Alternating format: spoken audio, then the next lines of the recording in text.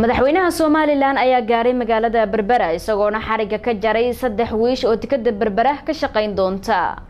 qadar xeefo ayaa warbixintaasi inoo faafahinaya madaxweynaha Soomaaliland Muuse Biixi Cabdi oo safar shaqo ku yimid magaalada Berbera ee xarunta gobolka Saaxil ayaa saaka xariga ka jaray 3 wiish oo casri ah munaasabada daafurka qalabka cusub ee dekada waxa faahfaahin ka bixiyay maariyaha dekadaha Soomaaliland Saciid Xasan Cabdullaahi iyo mas'uul ku hadlaya afka shirkadda DP World mudane madaxweyne mudanayaal iyo marwooyin waxaanu maanta halkan ku daafuraynaa qalab cusub oo soo gaadhay dekada caalamiga ee Berbera qalabkaas oo ay ka mid yihiin 3 wiish oo waaweyn oo nooca loo yaqaan mobile harbor cranes oo xaddigooda qaadistu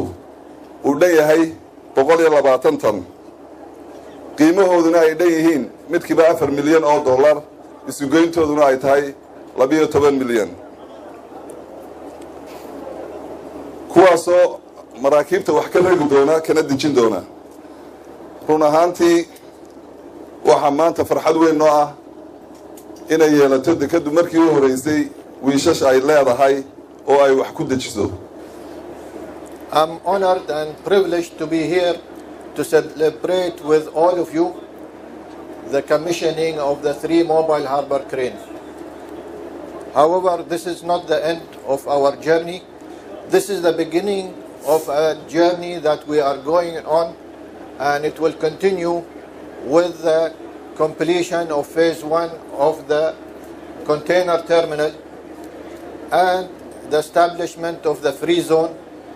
plus coming up with a whole master plan for the ports. madaxweyne Muuse Biixi Cabdi ayaa shirkadda DP World ku amaanay ku dhiirashada maalgashiga Soomaaliland.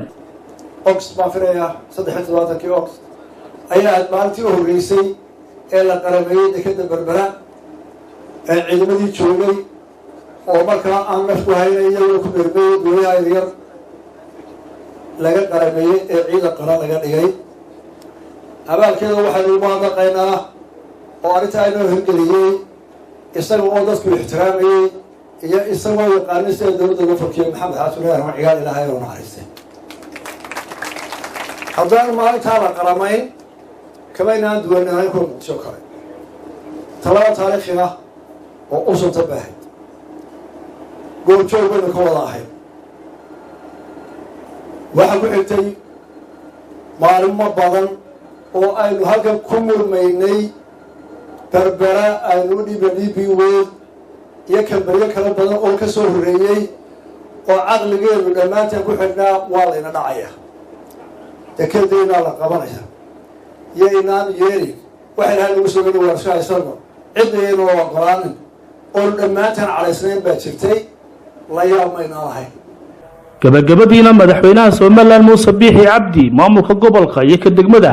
ayaa kormeer indhaindheena ku tagay goobta laga dhisay dekada 400 mitir waa Khadar Maxamuud Axmed Khadar Xeefo telefishinka caalamiga Kalsan magaalo xeebada Berbera.